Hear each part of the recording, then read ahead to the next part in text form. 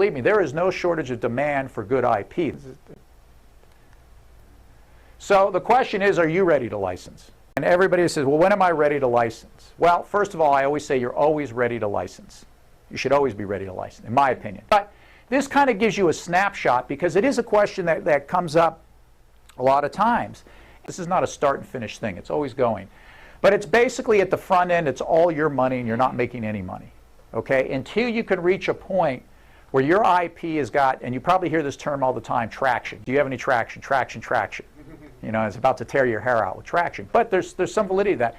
The point is you get over here somewhere in your test market, and you've got proof. You say, look, people are going to buy this. Yes, it works. Yes, we can sell it. Okay?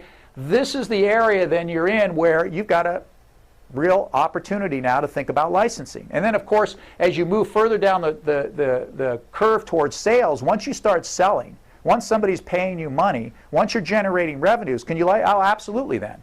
Because companies out there are hungry. Believe me, there is no shortage of demand for good IP. The problem is finding the good IP. That's the big challenge. If you're headed toward this part of the curve, then licensing should definitely be on the top of your priority list, because now you've got an opportunity to do something.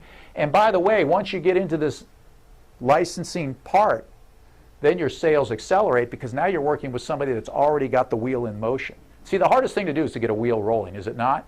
But what if you could accelerate, cut that in half? Well, that's the idea here. You could be operating in a facility such as this, get yourself to this point, and then you could go out and find a partner that's already got a wheel rolling and tap into what they've got.